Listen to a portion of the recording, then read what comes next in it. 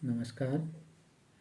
आज का हमारा अध्ययन का विषय है मूल अधिकारों में शामिल एक अनुच्छेद, भारतीय संविधान का अनुच्छेद 12।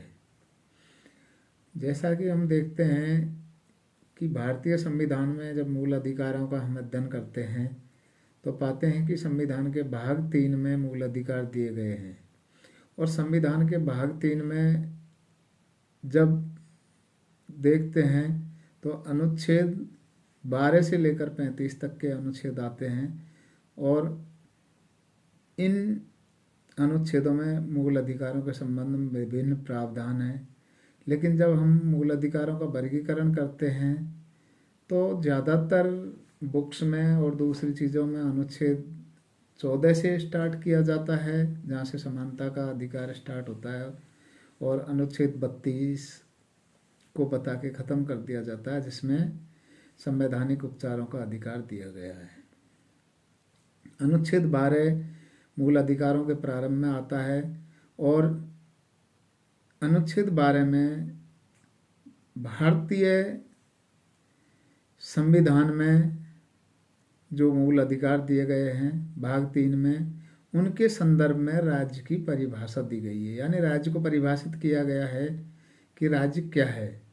जैसा कि हम जानते हैं कि राज्य कोई व्यक्ति नहीं है, राज्य एक अमूर्त संस्था है, यानी एक ऐसी संस्था जिसे हम देख नहीं सकते। लेकिन इस अमूर्त संस्था का जो मूर्त रूप हमारे सामने दृष्टिगत होता है वो है सरकार। और सरकार का जो प्रतिनिधित्व किया जाता है वो बहुत सारी संरचनाओं द्वारा किया जाता है। इन संरचनाओं को हम अनेक नामों से जानते हैं। इनमें से जो महत्वपूर्ण संरचनाएं हैं भाग 3 के लिए राज्य के अंतर्गत आती हैं, उनका उल्लेख संविधान के अनुच्छेद 12 में किया गया है। इस अनुच्छेद के अनुसार राज्य के अंतर्गत 4 चीज़ें आती हैं। उन 4 चीज़ों में पहली है केंद्र सरकार, यानी केंद्रीय कार्यपालिका, संघीय कार्यपालिका और भारतीय संसद। भारतीय संसद में हम देखते हैं कि राष्ट्रपति, लोकसभा और राज्यसभा ये आते हैं। फिर दूसरा जो है वो है प्रांतीय सरकार, यानी भारत के प्रांतों की कार्यपालिका और उनकी विधायिका। प्रांतीय सरकार में राज्यपाल और मंत्रिपरिषद आएंगे, और प्रांतीय विधायिका में वहाँ की जहाँ एक सदनीय विधायिका है वहाँ विधानसभा, और जहाँ द्विसदनीय विधानसभा है विधायिका है वहाँ पर विधानसभा, विधान परिषद और राज्यपाल, ये राज्य की विधायिका में आते हैं। फिर तीसरे स्तर की जो संरचनाएं हैं उनमें राज्य के अंतर्गत स्थानीय निकाय आते हैं, स्थानीय प्राधिकरण आते हैं, जिसमें हम पंचायती राज संस्थाओं को ले सकते हैं, जैसे ग्राम पंचायत, पंचायत समिति, जिला परिषद। इसी तरह शहरी स्थानीय निकायों को ले सकते हैं, नगर निगम, नगर परिषद, नगर पालिका, छावनी बोर्ड आदि। और चौथी तरह की जो संरचनाएं हैं उसमें स्पष्ट उल्लेख इस अनुच्छेद में नहीं है, उसमें दे रखा है कि अन्य प्राधिकरण, यानी ऐसे बहुत से प्राधिकरण राज्य की परिभाषा में आते हैं जिनका उल्लेख इस अनुच्छेद में नहीं किया गया है। लेकिन भारत की न्यायपालिका, सर्वोच्च न्यायालय और दूसरे न्यायालयों द्वारा अनेक विवादों के संदर्भ में राज्य की परिभाषा को व्यापक रूप दिया गया है, और अनुच्छेद 12 के संदर्भ में राज्य को परिभाषित करने का प्रयास किया गया है। और इसी संदर्भ में बहुत सारी संरचनाएं और बहुत सारे पैरामीटर्स हमारे सामने आते हैं जिनसे पता लगता है कि राज्य क्या है और कौन कौन सी संरचनाएं राज्य में आती हैं। हम 2-3 विवादों को या 2-3 केसों को देखते हैं जिनमें ये दिया गया है कि राज्य की जो वो क्या है, पैरामीटर क्या है, राज्य में कौन कौन सी संस्थाएं आती हैं, कौन कौन सी नहीं आती हैं, उनको परिभाषित किया गया है। और ऐसे केसों में सोम प्रकाश बनाम यूनियन ऑफ इंडिया बाद और अजय हसिया बनाम खालिद का केस है, जिनमें ये पैरामीटर्स दिए गए हैं। सोम प्रकाश के केस में कोर्ट ने 5 पैरामीटर बताए, जिनसे ये पता लगता है कि ये विशेषताएं यदि हैं तो वो बॉडी राज्य के अंतर्गत आएगी, और ये पैरामीटर नहीं है तो वो बॉडी राज्य के अंतर्गत नहीं आएगी। इसी तरह से अजय हसिया बनाम खालिद मुजीब के बाद में सुप्रीम कोर्ट ने 6 पैरामीटर बताए, जिनसे ये पता लगता है कि कोई सरकारी मशीनरी या कोई संस्था या कोई प्राधिकरण राज्य के अंतर्गत आता है या नहीं आता है। और ऐसे पैरामीटरों में ये 6 पैरामीटर जो हैं, उनमें पहला पैरामीटर यह है कि संबंधित संस्था पूर्ण रूप से या संबंधित संस्था में अधिकांश अंशतः सरकारी संपत्ति लगी हुई हो। पहला पैरामीटर संपत्ति या वित्त का है, यानी उस संस्था में सरकारी संपत्ति का निवेश हुआ हो। दूसरा, उसमें सरकार के अधिकांश वित्तीय संसाधन लगे हुए हों। उस संस्था का मोनोपोली स्टेटस हो। जैसा कि हम जानते हैं कि मोनोपोली स्टेटस ऐसी संस्था से है कि जिसका राज्य में या देश में जो व्यवसाय है, व्यापार है, बिजनेस है, उसमें उसका एकाधिपत्य हो। और ऐसा तभी होता है जब वो एक प्रभुत्वशाली संस्था के रूप में कार्य करती हो।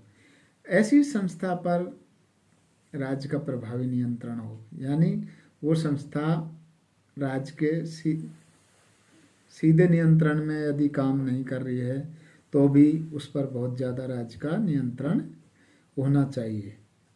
या फिर वो संस्था, निकाय या प्राधिकरण राज्य सरकार के सहयोग से कार्य करता हो या राज्य सरकार के कोऑपरेशन में कार्य कर रहा हो, या फिर कोई भी ऐसा विभाग जो पहले सरकारी था लेकिन सरकारी विभाग से उसको कोऑपरेशन को स्थानांतरित किया गया है।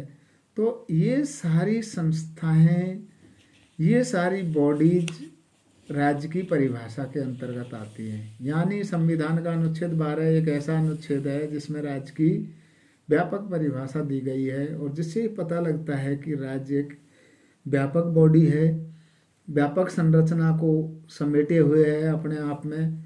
और भारतीय संविधान के अनुच्छेद 12 के संदर्भ में राज्य की परिभाषा बहुत ही विस्तृत है।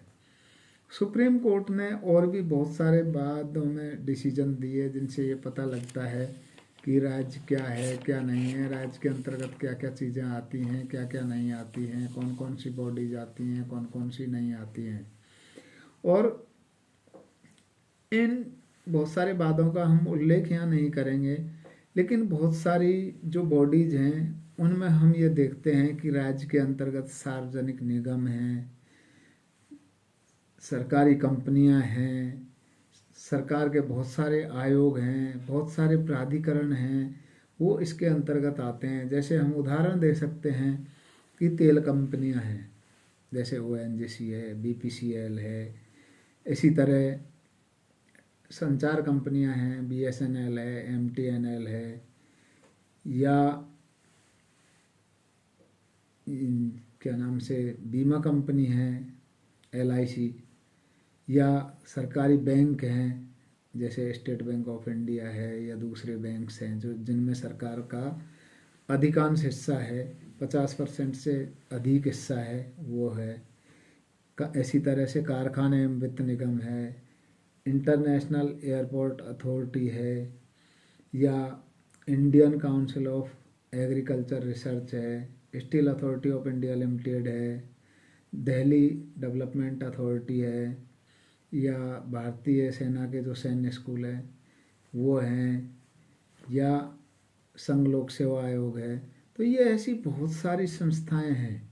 इनके अलावा बहुत सारी यूनिवर्सिटी जो हैं, जो सेंट्रल गवर्नमेंट के द्वारा स्थापित करी गई हैं या स्टेट गवर्नमेंट द्वारा स्थापित की गई हैं वो हैं, या फिर विद्युत वितरण कंपनियां हैं जो सरकार के अधीन है, या विद्युत उत्पादन कंपनियां हैं जो सरकार के अधीन है। ऐसी बहुत सारी संस्थाएं हैं जो इस अनुच्छेद के तहत राज्य की परिभाषा में आती हैं।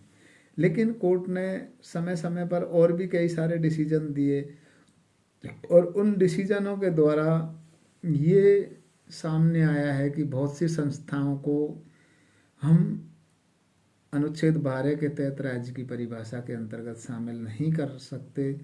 और क्यों नहीं कर सकते? क्योंकि वो उन 6 पैरामीटर्स को पूरा नहीं करते हैं जो सुप्रीम कोर्ट ने अजय हसिया बनाम खालिद मुजीब के बाद में बताए हैं।